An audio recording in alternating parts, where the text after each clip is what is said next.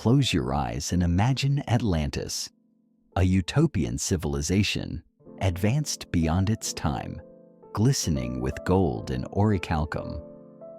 For over 2,000 years, explorers have searched the bottom of the Atlantic Ocean, convinced that this lost empire lies beneath the waves. But they have found nothing. Zero evidence. What if we have been looking in the wrong place entirely? What if Atlantis never sank into the sea, but is actually hiding in one of the driest places on Earth? Today, I invite you to open your eyes to the Sahara Desert, specifically to a mysterious geological formation in Mauritania known as the Richat Structure, or the Eye of the Sahara. By the end of this video, you will see why a growing number of researchers believe this is the final resting place of the lost city of Atlantis. The visual and geological evidence is undeniable. Let's go back to the source. The only record we have of Atlantis comes from the Greek philosopher Plato, in his dialogues Timaeus and Critias. Critics say these were just metaphors, but Plato described the city with oddly specific details. He didn't just say, "It was round." He gave us measurements. Plato wrote that the capital city consisted of concentric rings of water and land, 2 rings of land and 3 rings of water surrounding a central island. Now, look at the satellite imagery of the Eye of the Sahara. You can clearly see the concentric circles. It is not a crater impact. It is not a volcano. It is a deep, eroded geologic dome that perfectly matches the rings described by Plato. But here is the chilling part. According to the measurements given by Plato, the total diameter of the city amounts to 127 stadia. If we convert this ancient Greek unit to modern metrics, it equals approximately 23.5 kilometers. When we measure the outer circle of the Richat structure on Google Earth today, do you know what we get? It falls exactly between 23 and 24 kilometers.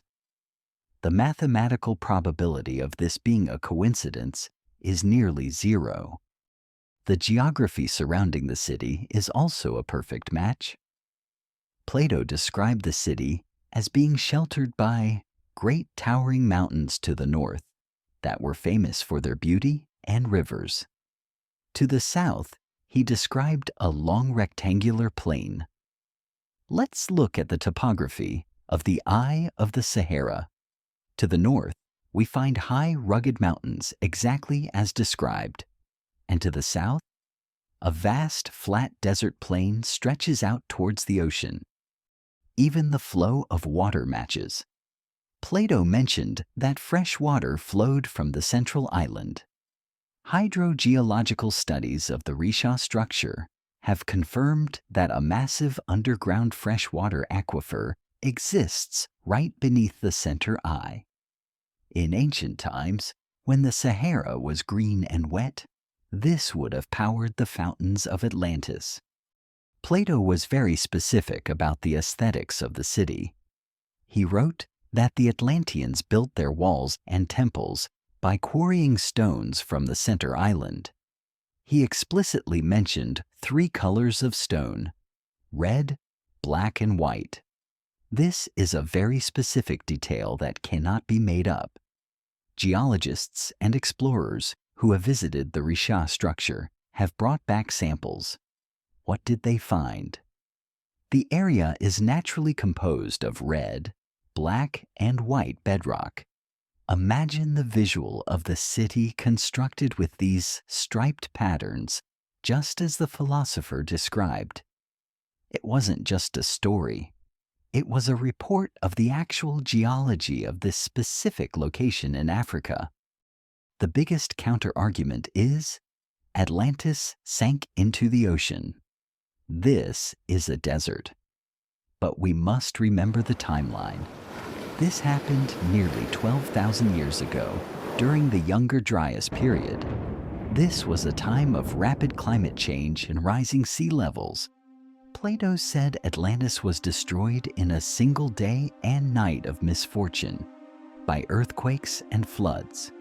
Look closely at the satellite texture of the sand covering the Richat Structure. It shows clear, undeniable striations of massive water erosion. It doesn't look like wind erosion. It looks like a colossal tsunami, perhaps hundreds of meters high, swept across the African continent, obliterating everything in its path. The water didn't stay. It washed over the city, destroyed it, and then receded, leaving the ruins filled with mud. Plato actually wrote that after the destruction, the ocean became impassable and impenetrable because of the shallow mud. This perfectly describes a city buried by a receding mega-tsunami, eventually drying out to become part of the Sahara Desert. Finally, let's look at the names. The first king of Atlantis was named Atlas. The mountains to the north of this structure are still called the Atlas Mountains today. The local tribes have legends of a great civilization that perished. Even Herodotus, a historian who lived before Plato, created a map of the world. On that map, in this exact region of Africa, he labeled a people known as the Atlanteans. Plato's writings state that Atlantis is located outside the Pillars of Hercules. The Pillars of Hercules are the current Strait of Gibraltar. He said that to the north of Atlantis were mountains, and to the south was a plain. Right below the Strait of Gibraltar are the Atlas Mountains. Atlas of the Atlas Mountains is the name of the first king of Atlantis. Then we can know that Atlantis is located outside the Strait of Gibraltar, below the Atlas Mountains. Here, let's look at Herodotus's map. On Herodotus's map, Atlas is marked on the west of the African continent, below the Strait of Gibraltar. This is the location of the current Richat Structure.